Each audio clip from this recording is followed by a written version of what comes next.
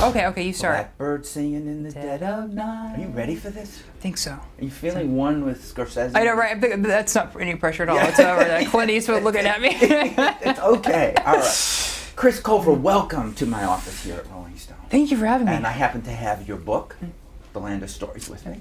I happen to have you and Glee, your graduation cap. My actual that was my actual Did one. you? I Or think you so. just screwed Must be, with me? right? I don't know. Looks like They it. told me it was Yeah. the one you wore because I'm selling it on eBay as soon as you leave. Well, there you go. That has Yeah. to be. Yeah, it has to be. So now you are kind of the hardest working man in show business. I wouldn't say Anybody that. that's on Glee, Well, true. he's being, Yeah. it's like slave tribe in there. Every time I ask for you to come here, they say, no. Yeah. He can be in New York for maybe 20 seconds, and then he has to go back and work again on Glee. Yeah, they're usually like, "How's your 2014 look?" Yeah. And then you managed to find time to star in and write a movie. Yeah, You know, yeah. called Struck by Lightning. I did, Which will be out, I don't know. In December. In Yeah. December. December will come out. Yeah. Perfect Academy time. Yeah. Ooh, hey. Hey, why Well, not? I'll take it. Let's start it now. Yeah. And then to write this book. Yes. Yeah. Do you have a life? Well, not much other than the things you just mentioned. But no, I think that was the hardest part about writing the book, was just finding the time to sit down at my computer and write it. And at the time, we were on our Glee tour, our world tour. So there's lots of writing in hotel rooms and on planes. And sometimes I'd have an idea on stage, and I'd be singing "I Want to Hold Your Hand," and then I'd run off stage. I'd go to my computer under where the dressing room was, and I'd type the idea, and then I'd shut it, and I'd go off and do Single Ladies. So it was crazy. Crazy Is this year. kind of who you are? You know, are you somebody that likes to be doing the do? Yeah, I mean, I've always been that way since high school. I've always been kind of a little bit of an overachieving person and kind of got a sick kick out of overachieving. But yeah, no, I've always been a multitasker, and I've always had 10 different things going on at once inside my head. And look at all the stuff that's happened to you. Yeah. I mean, it's like Emmy nominations, Golden Globe wins. Time magazine says you're one of the 100 most influential people. Yeah, they never said it was good influence, though. They didn't. They never said influence. They said but influential. I hinted it was because you were coming out for people who were bullied. So I'm looking at that as a good. Oh, that's Yeah. I'm glad you see that way. Thank Yeah. you, thank you. What's the bad part of you? Oh gosh, where do I begin? Because in your book, there's a lot of people, and there's a great line in this book about villains basically being the victims whose stories haven't been told. Yeah. You know. Yeah. But there has to be. We look at you on Glee as the good guy. Oh, thanks. Yeah. That's because I have a very good publicist. That's why. That's it. It's all about the That's publicist. what it is. Yeah. So you're just like a rotten son of a bitch I bastard. really am. Yes. Really? Absolutely. Yeah. That's it. That's my biggest secret. People Yeah. that know you would. People, yeah, hope they never get in touch with a magazine editor, because that story will leak in heartbeat. Yeah. No, I mean, oh gosh, I think I don't know. I don't know. I almost don't have time to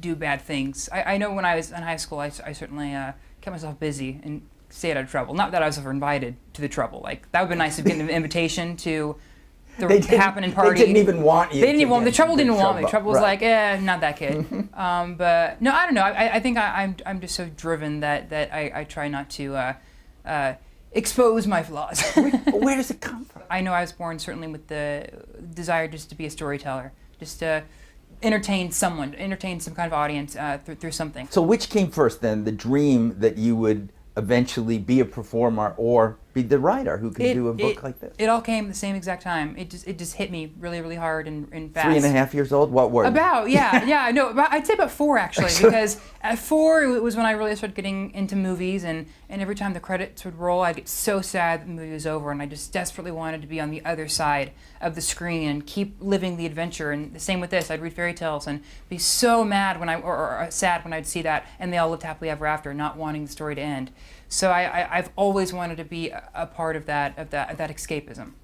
Well, you're doing this. You're reading fairy tales. That doesn't happen usually after you're 5 years old. Yeah, it stops. No, yeah. But you continue to read them. I did. Yeah, I was In obsessed. a dark, toxic, twisted way.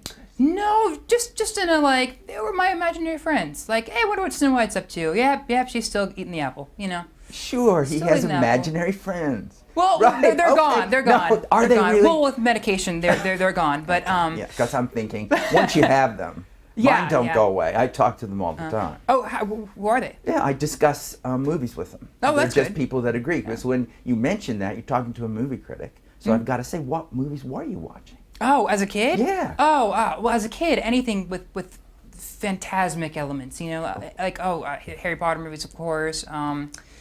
Princess Bride. I loved Stardust. I loved anything with a magical world. But as I got older, I like one of my favorite movies is Notes on a Scandal. I love that movie. I love that it's Harry Potter goes to Notes on a Scandal. Well, right? I mean, I Here don't know. it is. No, I like. Maybe it's the accent. Maybe it's the accent that gets me. See Kate Blanchett and Judi Dench. A wizard that goes to a boy wizard that goes to a school, blackmail for statutory rape. It's all similar, I right? love that. It's great. I always heard you were nuts about Sister Act. Yes, it was. Yeah, it was the first time I sang, actually. I would sit in front of my TV and play the tape over and over again, and I used to wear towels over my head and pretend that I was Whoopi, which I'm sure is a normal thing for every American boy to do. Pretend I they're Whoopi only Goldberg. did it on Tuesdays. Oh, only Tuesdays, yeah. I wouldn't do that all week Yeah, mine was long. Monday through Friday, but the weekends I took off. Yeah. I wanted to ask you to do this. I want people who read books to read a little bit of the book. Oh, okay. I don't know what passage you'll open it Oh, to. gosh. And if you don't have a specific passage, I have. Okay, what is it? Well, I say... I hope my Hooked on Phonics doesn't come out now. It's from the teacher. It's from Mrs. Peters. Oh, great. Yes, and it's right there. I just want to know where this is coming Yeah. from. Wait a minute, I'm setting this up. This is Chris Colfer. This is not Kurt Hummel. No, absolutely This is Chris Colfer, a completely different person. Yes. Reading I'd like to think so. from his first book, The Land of Stories. How long do you want me to read for? I'll tell you to stop. I yawn. Okay. Oh, you know, I'll okay, just go God. like, Oh, great. Oh, God. All right. All right. No. Sadly, these timeless tales are no longer relevant in our society, Mrs. Peters said. We have traded their brilliant teachings for small-minded entertainment like television and video games. Parents now let obnoxious cartoons and violent movies influence their children. The only exposure to the tales some children acquire are versions bastardized by film companies. Fairy tale adaptions are usually stripped of every moral and lesson the stories were originally intended to teach and replaced with singing and dancing forest animals. I recently read that films are being created depicting Cinderella as a struggling hip-hop singer and Sleeping Beauty as a warrior princess battling zombies. There you go. Now, is this you talking? This is so me talking, yeah. This is so you. This is so me venting, absolutely, yeah. Now, why would you, one of the stars of Glee, object for 1 minute about furry animals singing and dancing? Well, let me say that was not a stab at Disney, because I worship the Disney movies and all that, but it was definitely a way for me to vent my frustrations of kind of what fairy tales have become. Like they used to, when the Brothers Grimm wrote them and Hans Christian Andersen published them, they were ways to teach your children very, very important lessons about life. And they were scary and they were dark, but it taught children something. It taught children not to talk to strangers.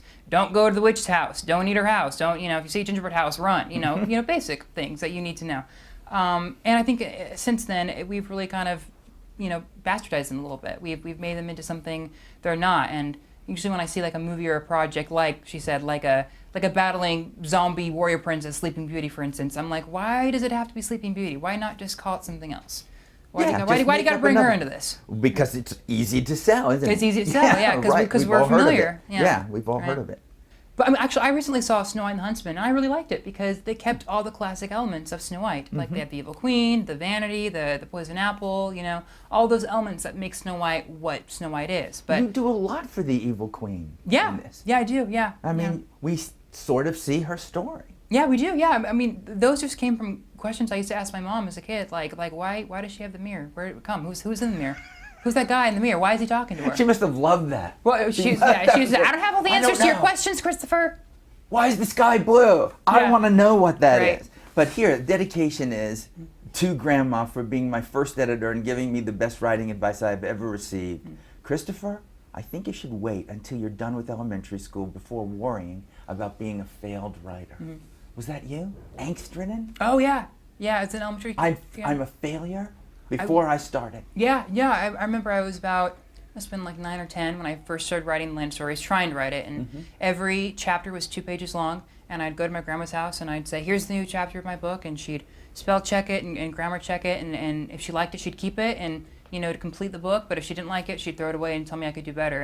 And the nights that she would tell me that Christopher, you could do much better than this, I would cry and I'd say, Grandma, I'm just never going to become a writer. It's just so hard. There are just so many words I don't know. I don't think my mind can take it. I think I'm a failure. And she used to be like, Christopher, you're 9. calm down. You got a while to go, kid. Yeah, this is like for 12-year-old. Yeah, 9 is just too soon. Yeah. Wait till you're at least 12 to Yanks give up on comes your dreams. later to do that. Yeah. Yeah. I'll start it with you. Okay, you start. Blackbird singing in the dead of night. What are the next? I don't know. Take your... Broken wings and learn to fly all your life. There we go. Okay, there's your 2 lines. Did you hear that? Get that on YouTube. I always say no. Don't. I always say no. Don't spread that around that I do that.